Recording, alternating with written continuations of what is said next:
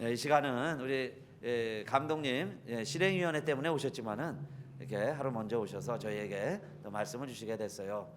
귀한 말씀 더 기대하시고 하나님 우리에게 꼭 들어야 할 말씀 우리 감독님 통해서 주시리라고 믿습니다. 우리 목사님 나오실 때 우리 할렐루야로 목사님 다 같이 맞이하겠습니다. 할렐루야.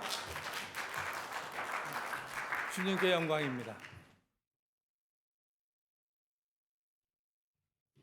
오늘 예배드리면서요, 참 정말 기쁜 마음이 세례 주는 거였습니다.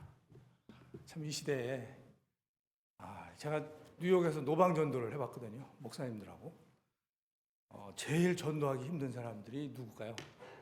한국 사람입니다. 백인보다 더 복음을 안 받아들여요. 한국 분들은 다가가서 이제 복음을 전하려고 그러면 입을 딱 여는 순간에 이제 교회에 대한 불만부터 시작해가지고 그런 얘기하고 아예 들으려고 그러지도 않는 사람들이 부지기수고요. 이런 상황인데 성령께서 역사하셔서 우리 또 가스율연합교회를 통해서 한 영혼이 구원받게 하시는 거 정말로 기쁜 일이고 주님께 영광입니다. 제가 너무 기쁘고요. 그리고 아침에 또 여러분들하고 같이 나누기도 했는데 제가 가스율연합교회에 와서 예배드리면 젊을 때 생각이 나요. 왜냐하면 그때는 한국에서 예배드릴 때 찬송가 1절, 2절, 3절 부르고 간주 나오고 그리고 이제 4절 불렀어요. 지금은 대부분의 교회 가면 그냥 1, 2, 3절, 4절, 1, 2, 3, 4절 내리 부르느라 막 숨도 차고 그러거든요. 여기 와서 그 찬양할 때마다 그 젊을 때 생각이 나면서 마음이 푸근해지고 그런 데다가 또 우리 가스율연합교회는 말씀을 굉장히 중요하게 생각하는 그런 교회입니다. 제가 소식을 접할 때마다 성경 통독 대회, 또 목사님 매일 새벽에 묵상하시고 그것도 보내주시고 굉장히 말씀을 사랑하시는 목사님이고 기도 열심히 하는 그런 교회고 그래서 힘든 이 시대에 다시 우리가 근본으로 돌아가야 된다 말들을 많이 하는데 가스율연합교회에서 다시 근본으로 돌아가려는 그런 움직임들이 있고 그래서 너무 감사하고요. 그리고 또 오늘 아까 보니까 이 가스율연합교회가 그 신구가 잘 조화되는 것 같아요. 찬송가도 옛날식으로 부르는데 또 젊은 청년이 또 요즘 노래 부르는데 보통 실력이 아니더라고요.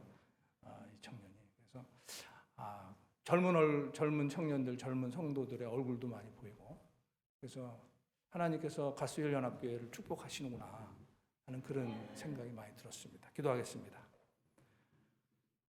지혜와 모략과 명철과 지식의 아버지 하나님, 이 시간 죄와 어리석음으로 어두워져 있는 저희들의 심령을 이 자리에 임재하신 성령님으로 밝히 비춰주셔서 말씀으로 계시하시는 하나님을 만나게 하시고 그리고 그 하나님의 뜻이 우리들의 마음을 가득 채우게 하여 주시옵소서. 예수님 이름으로 기도합니다. 아멘. 제가 굉장히 쉬운 질문 하나 할게요. 제가 설교할 때 질문 잘 안 하거든요. 어떤 목사님은 질문 되게 많이 하는데 잘 안 하는데 예수님이 지금 어디 계실까요? 아까 우리 세례받은 은하양 예수님이 지금 어디 계실 것 같아요? 예수님이 지금 우리들 안에 계십니다. 우리 심령에 예수님이 계시는 거예요. 우리 속에 예수 믿는 사람들 속에.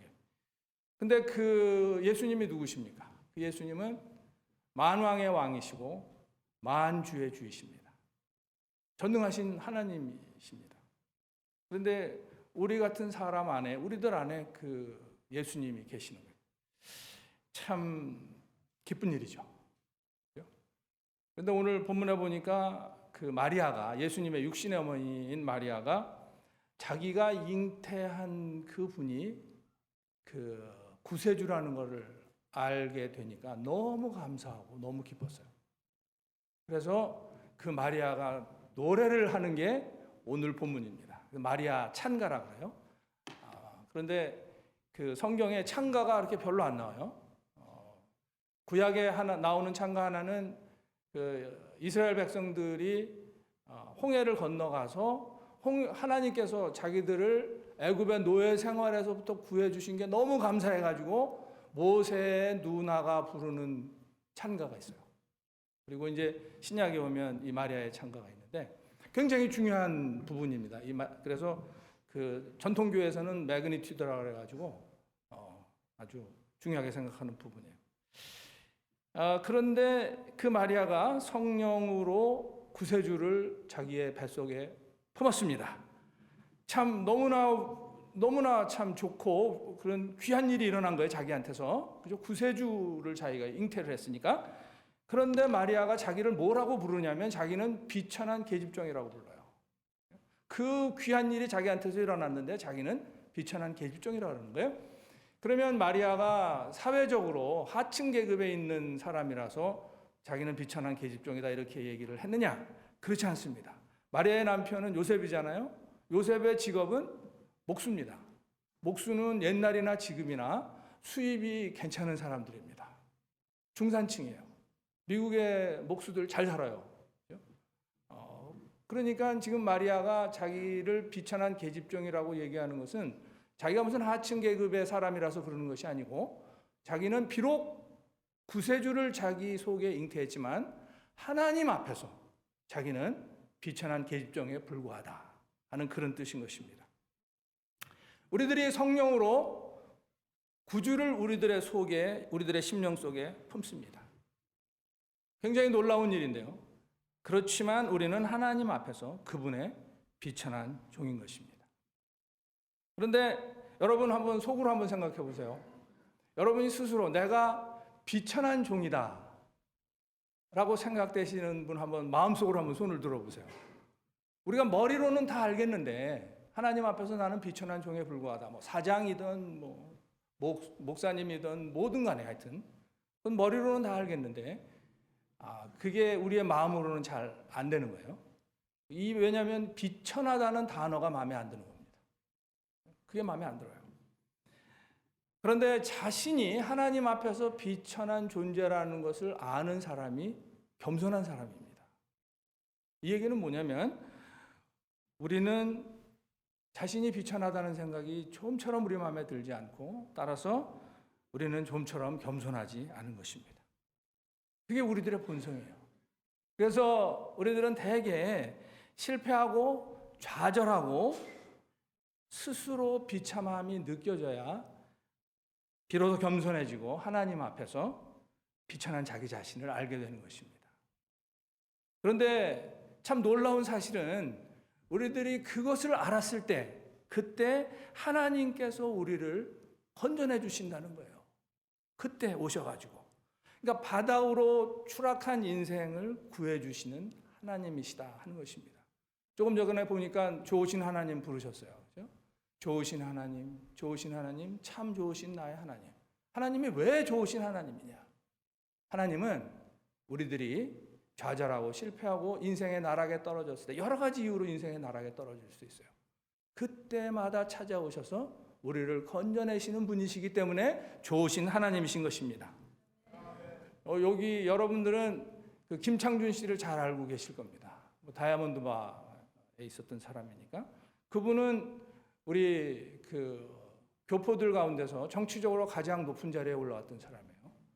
연방 하원에 여러분 잘 아시는 것처럼 3번을 거포 당선이 됐어요. 대단한 사람이죠. 그런데 그분이 졸지에 인생의 땅바닥에 떨어지게 됐습니다. 왜냐하면 정치 자금을 불법으로 모금했다고 매스컴이 물고 늘어진 거예요. 매스컴이 물고 늘어지니까 공화당에서 공천을 못 받았고 인디펜던트로 나왔다가 떨어졌습니다. 그런데 4선에 도전했다가 떨어지면서 그 바람에 공들여서 키워왔던 회사도 망하고 가정도 파탄이 났습니다. 화려한 정상에 올라갔다가 하루아침에 땅바닥에 떨어지는 신세가 됐는데 김창준 씨 말에 의하면 그때 자기 주머니에 200불이 달랑 남았다고 합니다. 근데 그로부터 50년 전에 김창준 씨가 청운의 꿈을 품고 미국에 올 때 200불을 가지고 왔대요. 그러니까 200불을 가지고 미국에 와서 모진 고생 50년 동안 하면서 정상에 올라갔다가 땅에 추락한 그날 주머니에 200불 남았다라는 얘기입니다. 미국에 올 때는 생소한 미국에서 신문 돌리고 병원에서 병원 쓰레기 치우고 하면서 대학원에서 공부를 했어요. 하수 처리하는 걸 공부를 했습니다.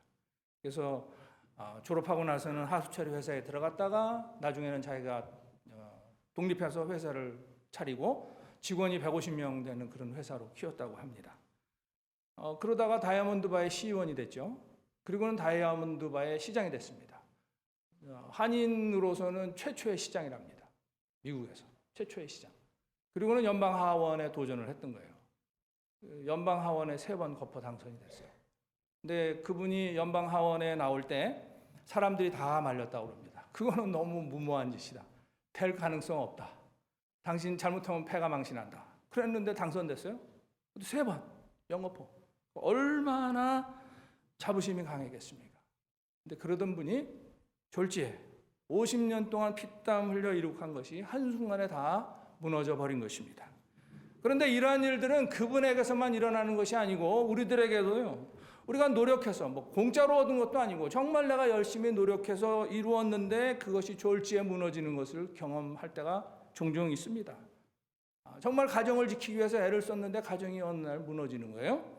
그리고 열심히 공부했는데 공부한 게 다 수포로 돌아가는 거예요. 졸업이 안 되는 거예요. 열심히 공부했는데 사업을 했는데 진짜 열심히 일을 하고 하루에 16시간씩 일하고 그랬는데 사업이 망하는 거예요. 그리고 지금은 좀 진정됐지만 몇 년 전까지만 해도 서브프라임 모기지 올 때, 서브프라임 위기 올 때, 그죠? 진짜 고생해가지고 돈 모아가지고 집 샀는데 집 사서 망하는 거예요. 그죠?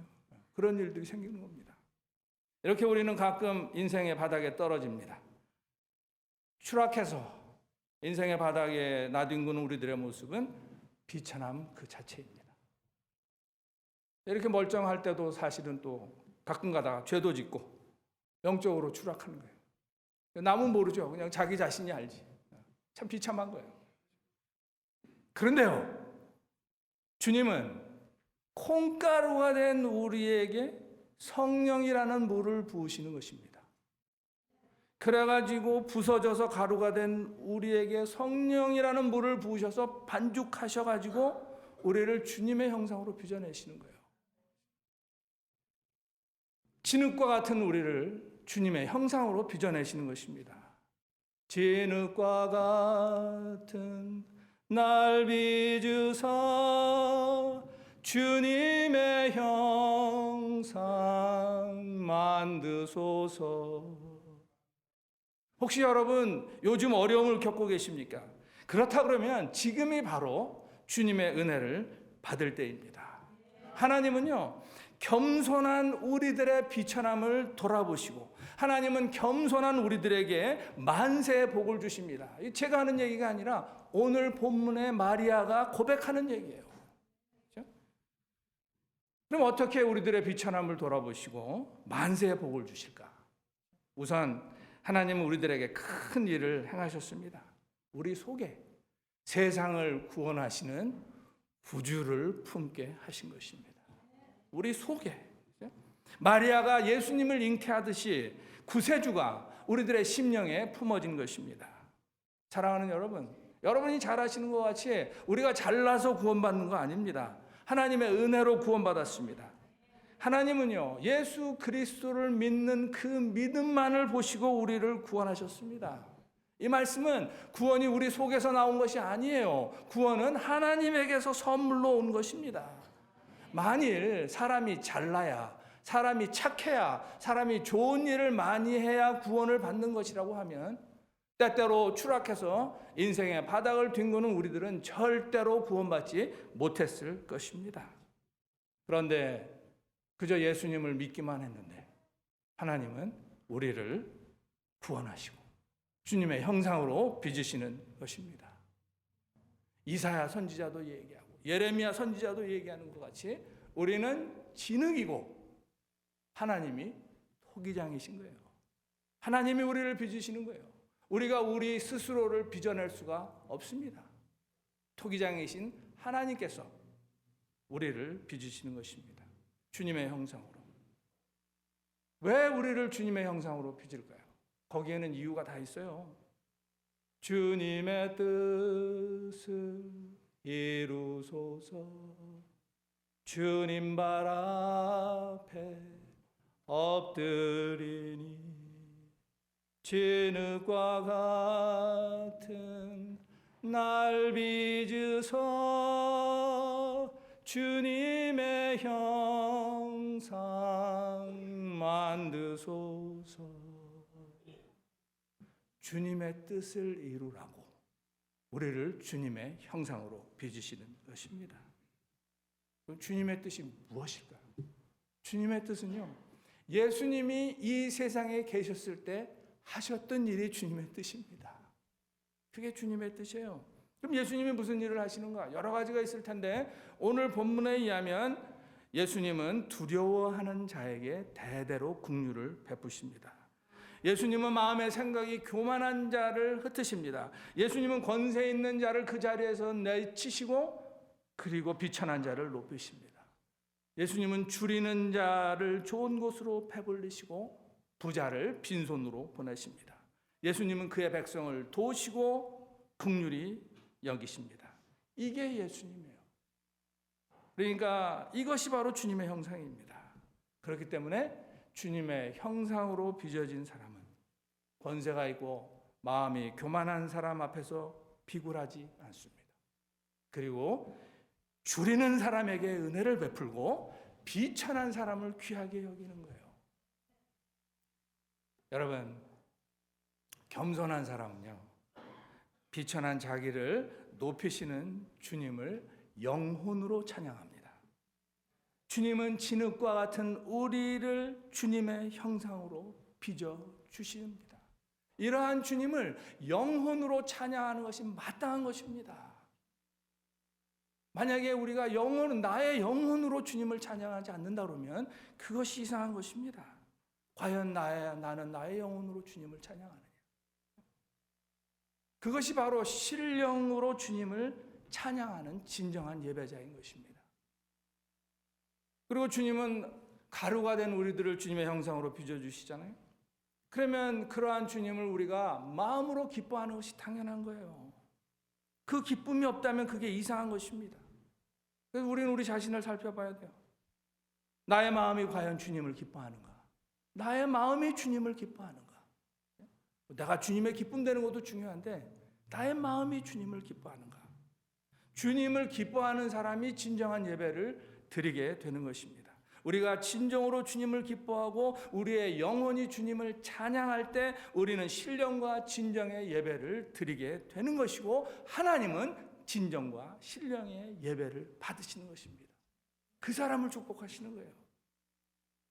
우리들이 종종 아까 그 찬양을 하잖아요. 주님의 형상 만드소서 하고 찬양하잖아요. 근데 찬양은 곡조가 붙은 기도 아닙니까? 이 얘기는 주님의 형상 만드소서 찬양하는 것은 우리들이 스스로 주님, 저도 주님과 같이 되게 해주세요. 주님과 같이 되고 싶습니다 하는 기도예요. 예수님은 우리들의 기쁨이고 예수님은 우리의 영혼이 찬양하는 우리들의 자랑입니다. 우리 CNMA잖아요. CNMA는 뭐를 자랑할까요? CNMA 선교 자랑하니까 선교를 자랑할까요? 아닙니다. CNMA는 예수님을 자랑하는 거예요. 우리는 그래서 예수님을 구원의 주님이시고 성결의 주님이시고 신유의 주님이시고 지금도 우리를 다스리시는 왕이신데 그분 곧 오신다. 다시 오시는 왕이시다. 우리는 그냥 주님만 자랑하고 그러는 사람들이에요. 그래서 우리는 예수님 한 분이면 다 된다고 믿어요. Jesus only. 그리고 우리가 하는 모든 일은 다 주님을 위해서 하는 것입니다. All for Jesus. 그게 CNMA의 모토입니다. Jesus only and all for Jesus. 주님이 우리를 빚으시기를 원하는 거예요. 주님의 형상으로. 그러면 우리는 주님께서 우리를 주님의 형상으로 빚으시도록 가루가 돼야 돼요. 부서져서 가루가 되어야 되는 것입니다. 하나님은 이미 만들어져 있는 그릇을 가지고 다른 그릇을 만드시지 않습니다. 하나님은 깨어진 그릇 파편 가지고 다른 그릇을 만드시지도 않습니다. 하나님은 고운 가루로만 새 그릇을 빚어내십니다. 깨어지고 부서져서 고운 가루가 되어야만 새 그릇으로 빚어질 수가 있는 것입니다. 사랑하는 여러분, 우리가 다 아는 것처럼 우리는 다 흙에서 온 인생입니다. 죽으면 다 흙으로 돌아가는 인생입니다. 주께서는 진흙과 같은 비천한 인생을 빚으셔서 주님의 형상으로 만드시고 만세 대대로 복을 주시고 긍휼히 여기십니다. 그런데요, 우리는 돈 있는 사람, 권세 있는 사람 앞에서는 작아지고 낮아지고 가난한 사람, 그 사람 앞에서는 커지고 높아지고 우리는 비천한 사람을 무시하고 귀찮게 여깁니다. 이것은 우리가 무정하고 우리가 교만하다는 뜻입니다. 그것이 바로 우리의 자아입니다. 누구나 다 가지고 있는 인간의 자아. 그게 우리의 모습이에요. 그것이 부서져야 흙이 되는 것입니다. 자아가 죽어야 그제야 가루가 되는 것입니다. 어느 교회에서요, 주일학교 선생님이 자기 반에 학생이 18명이 있었는데 그 학생들에게 구원의 확신을 심어주고 싶었어요. 그래서 학생들에게 물었습니다. 얘들아, 우리가 가진 거 다 팔아서 가난한 사람들한테 나눠주면 천국에 갈 수 있겠니? 그랬더니 18명의 학생이 다 제비새끼 같이 입을 짱 열어가지고 아니요 그랬단 말이에요. 그래서 그러면 선생님이 그럼 우리가 성경 공부를 잘하면 천국에 갈 수 있겠니? 그랬더니 또 입을 쫙 열어가지고 아니요 그러는 거예요. 그러면 이번에는 우리가 아빠 엄마 말 잘 들으면 천국에 갈 수 있겠니? 또 입을 쫙 열어가지고 뭐라 그랬게요? 아니요 그랬어요. 그럼 어떻게 하면 천국에 갈 수 있겠니? 그랬더니 18명이 입을 열어가지고 죽어야 돼요 그랬어요. 죽어야 됩니다. 죽지 않고 천국에 가는 길은 없습니다. 어떻게 자아를 죽이느냐 우리가. 주님은 마음의 생각이 교만한 자들을 흩으신다 그랬어요. 오늘 여러분이 어떤 마음으로 이 예배 자리에 나왔는지 저는 모르겠습니다. 하지만 오늘 이렇게 주님 앞에 나와서 예배를 드리는 것이 은혜입니다. 살아있으니까, 생명이 있으니까 이 자리에 나올 수가 있는 것입니다. 건강이 있으니까 이 자리에 나올 수 있는 것입니다. 그리고 교회가 있으니까 이 자리에 나올 수가 있는 것입니다. 이것이 은혜입니다. 사랑하는 여러분, 은혜의 손길을 여러분들에게 지금 베풀고 계시는 그 주님 앞에서 겸손해야 하는 것입니다. 주님은요, 마음의 생각이 교만한 자들을 흩으신다 그랬어요. 그리고 주님은 권세 있는 자들을 그 자리에서 내리치시고 비천한 자를 높이신다고 했습니다. 여러분, 권세 그러는데 그 권세의 끝에는 뭐가 있을까요? 권세의 끝에는 내 권세가 있어요. 자기 권세. 우리는 자기 자신의 권세를 의지하지 말아야 합니다. 사랑하는 여러분, 예수님은 섬기러 오셨지 섬김을 받으러 오시지 않았다는 것을 늘 기억하셔야 됩니다.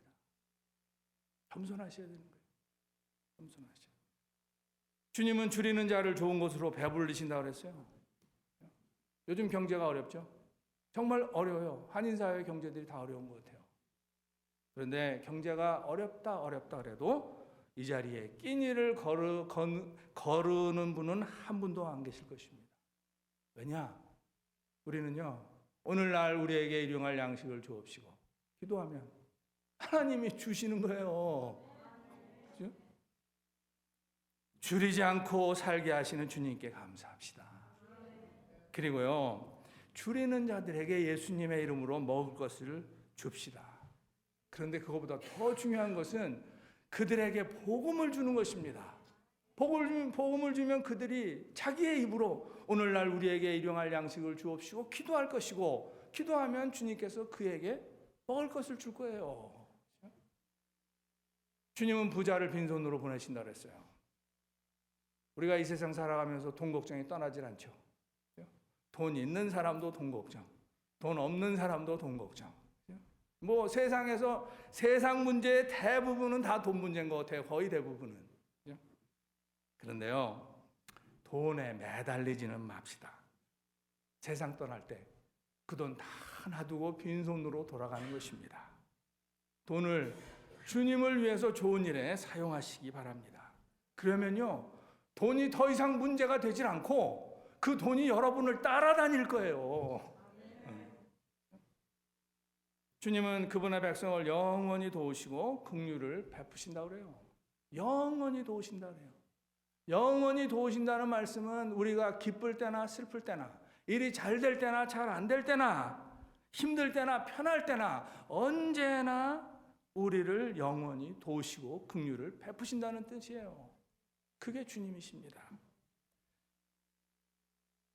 그 세심한 주님에 대해서 우리 구약 성경의 창세기에서 좋은 예를 하나 보여주고 있는데 요셉이에요. 요셉. 여러분이 잘 아시는 요셉.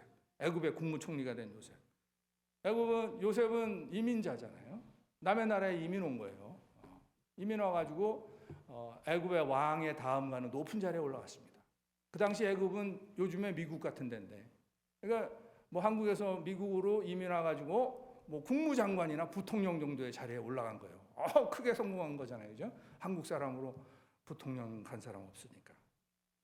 그런데 이민 와가지고 정말 요셉이 철저하게 하나님을 믿어서 성공한 베스트 케이스입니다.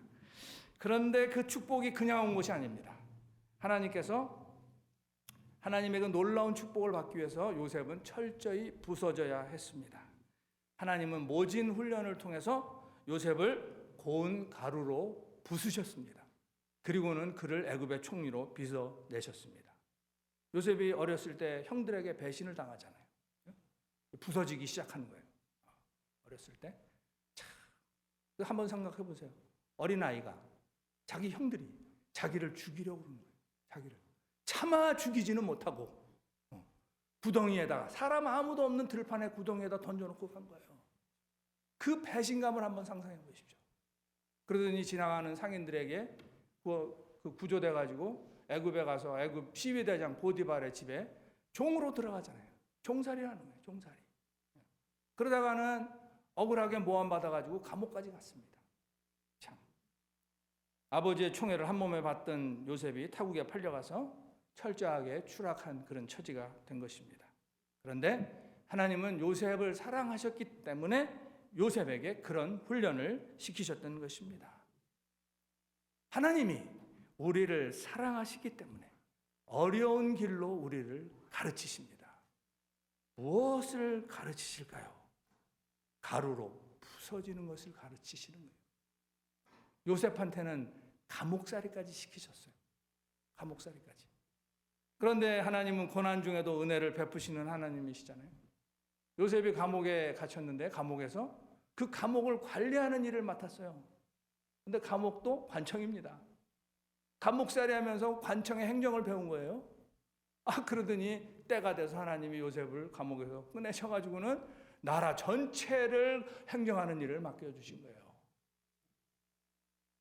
여러분, 그 감옥 속에 있을 때 그 요셉의 마음을 한번 상상해 보세요. 사람들은 다 눈에 보는 것으로 판단을 합니다. 우리는 눈으로 보이는 것으로 판단하지 말자. 그렇게 하면 안 된다. 그렇게 생각하지만 잘 안 돼요. 그냥 우리는 본성적으로 그냥 눈에 보이는 거로 사람을 판단하는 거예요. 사람들이 요셉을 뭐라 그랬을까요? 야, 자기는 안 그랬다고 그러는데 내 아니 땐 굴뚝에 연기가 날까? 틀림없이 뭔가 했을 거야. 사람 다 그렇게 생각하는 거예요. 뭐 지금 감옥살이하고 있잖아요. 뭐 자기는 뭐 하나님 자기 아버지 총애를 한 몸에 받았다고 그러는데 형들한테 배신당하고 죽을 뻔하고 종살이 하다가 지금은 감옥까지 갔잖아. 뭔가 죄를 지은 것이 틀림없어. 사람들이 옆에서 그렇게, 그러니까 자기가 몸고생하는 것보다 주변에 있는 사람들이 자기를 그렇게 그런 눈으로 바라보는 게 저 더 견디기 힘든 거 아닙니까? 그런 속에서 요셉이 부서지는 것입니다. 그런데 하나님은 사람의 그러한 판단을 초월해서 우리를 배려하십니다. 요셉이 감옥살이 할 때 그 감옥살이는 되게 힘들었지만 감옥살이를 통해서 하나님이 놀라운 일을 행하셨어요. 어느 날 왕의 떡을 만드는 관리하고 관원장이니까 제일 높은 사람이겠죠. 왕의 술을 빚는 관원장이 감옥에 들어왔어요. 두 사람이 꿈을 꿨습니다. 두 사람이 꿈을 꿨는데 요셉이 그 꿈을 해몽을 해줬어요. 근데 요셉이 해몽한 대로 왕의 떡을 만드는 관원장은 처형당하고 왕의 술을 만드는 관원장은 석방돼서 복직이 됐습니다. 요셉이 왕의 술을 만드는 관원장의 꿈을 해몽해 주면서 그 사람에게 신신당부했습니다. 당신이 내가 해몽한 대로 풀려나서 복직이 되면 제발 나의 이 억울한 사정을 왕에게 알려달라. 석방될 것을 기대하고. 그런데 술 만드는 관원장이 석방되자 요셉을 새까맣게 잊어버렸어요. 성경에 나와요. 잊었더라. 얼마나 속상했겠어요. 그렇게 2년이 흘러갔습니다. 2년이. 나를 좀 기억해 주지. 가서 좀 말 좀 해주면 내가 나갈 수 있을 텐데. 어느 날 왕이 이상한 꿈을 꾸고는 그 뜻을 몰라서 마음에 번민이 되는 거예요. 신하들에게 그 꿈 얘기를 하니까 그때서야 비로소 왕의 술을 만드는 관원장이 불현듯 요셉이 생각났다. 이렇게 돼 있어요. 갑자기 새까맣게 잊고 있다가. 그래서 요셉에 대해서 왕에게 얘기했고 왕이 요셉을 불러가지고 꿈 해몽을 듣는 거예요. 여러분 잘 아시잖아요. 7년 대풍년이 있은 다음에 7년 대흉년이 있을 것입니다. 그러니까 7년 대풍년 기간 동안에 잘 대비를 하셔서 7년 흉년을 견뎌내셔야 됩니다. 그랬더니 네가 나와서 해봐라 이렇게 됐잖아요. 애굽의 총리가 된 거예요. 나와가지고. 그런데 굉장히 궁금한 거는요. 왜 그 술 맡은 관원장이 자기 꿈을 해몽해 준 요셉을 새까맣게 잊어버렸을까? 아무리 사람이 화장실에 갈 때만 하고 올 때만 하고 다르다 그래도 저는 사람은 잊어버릴 수가 없을 것 같아요. 그거는 진짜로. 내가 감옥에 갇혔는데 내가 꿈을 해몽을 해줬는데 기가 막히게 맞췄거든요. 근데 그 사람이 내가 석방이 되면 가서 왕한테 얘기해달라고 그러는 건데 그거 어떻게 잊어버리냐 말이에요. 그거를. 근데 성경에 보면 잊었더라 이렇게 돼 있어요. 하나님이 잊게 하신 거예요. 하나님이 왜 잊게 하셨을까? 왜 하나님은 요셉을 2년 더 감옥에 있게 하셨을까? 제가 볼 때요. 유일한 해석은 지금 하나님은 요셉을 애굽의 국무총리로 빚어내고 싶으신데 아직 조금 더 부서져야 되는 거예요. 2년 더 감옥 속에서 부수신 것입니다. 요셉을. 그 2년 동안 요셉이 얼마나 감옥 속에서 속이 상했겠습니까? 자기가 잘못해서 들어간 것도 아니고. 그렇지만 그 2년 동안에 요셉이 더 부서져서 고운 가루가 되었고 드디어 하나님께서 그를 애굽의 총리로 빚어내셨던 것입니다. 제가 이 말씀을 드리는 이유는요. 하나님은 우리들의 상상을 초월해서 우리를 배려하신다는 거예요. 우리들이 생각할 수 없는 방식으로 우리를 배려하시는 것입니다. 우리들이 때때로 고난의 시기를 겪기도 합니다. 자기 자신이 보잘것없다고 느껴질 때도 있습니다. 교회도 고난의 시기를 겪을 때가 있습니다.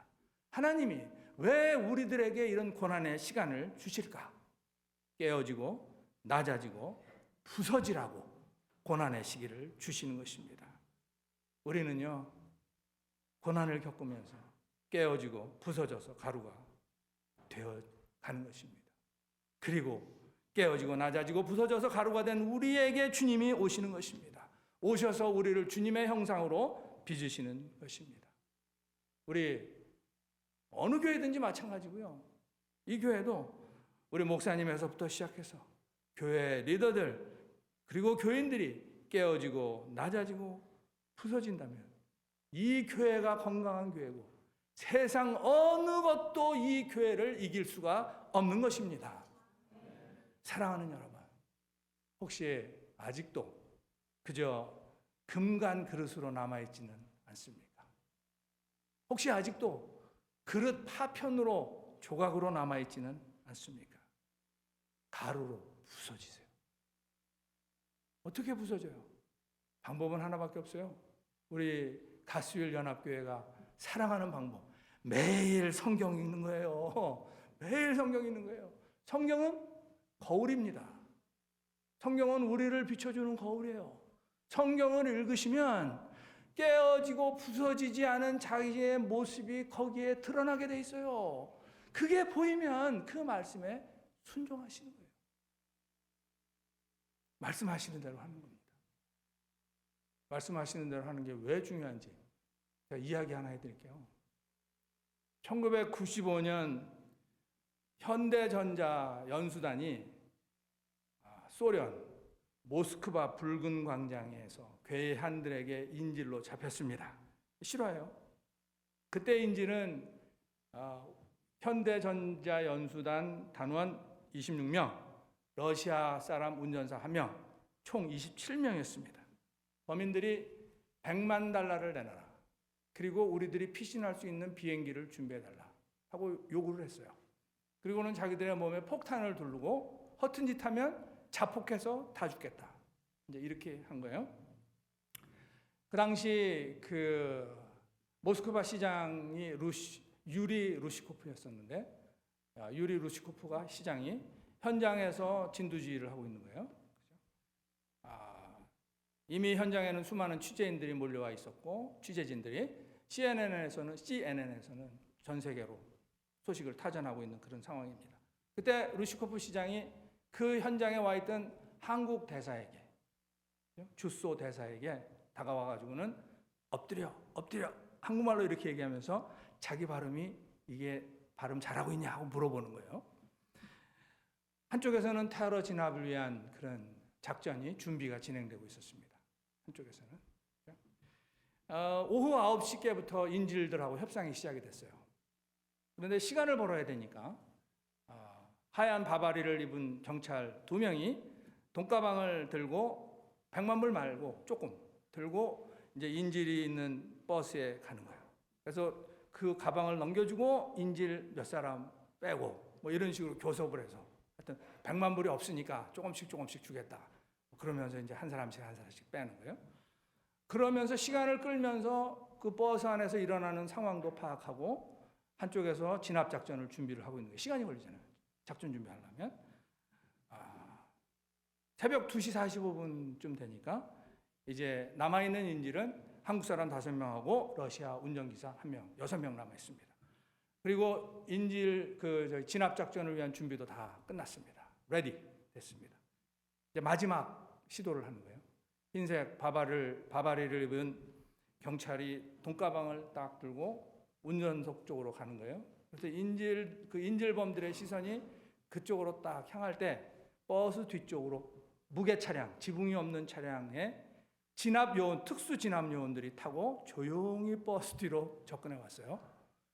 그 인질범들에게 가방을 딱 넘겨주는 순간에 진압 요원이 도끼로 버스 유리창을 깨고 연막탄 안에 던지고 달려 들어오면서 엎드려 외쳤어요.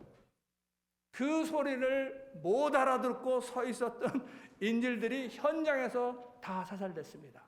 21초 만에 작전이 끝났습니다. 인질은 한 사람도 다치지 않았습니다. 사랑하는 여러분, 이 시대는 패역합니다. 정말로 패역한 시대입니다. 이 패역한 이 세상이 우리들을 인질로 붙잡고 있습니다. 주님이 그러한 우리들을 구출하시는 거예요. 주님이 오셔서 엎드려 하고 말씀하실 때 그 말을 못 알아듣고 서 있거나, 말씀은 알아들었는데 계속 순종하지 않고 서 있거나, 서 있으면 죽습니다. 말씀을 알아들어야 되고, 알아들으면 순종하셔야 되는 거예요. 그러면 사는 거예요. 말씀을 알아듣고 순종하시면요, 상상도 못하는 축복이 여러분에게로 임할 것입니다. 주께서 여러분을 주님의 형상으로 빚으시는 것입니다. 성경 말씀에 순종하시기를 예수님의 이름으로 축복합니다. 기도합시다. 고마우신 아버지 하나님, 은혜와 사랑의 아버지 하나님,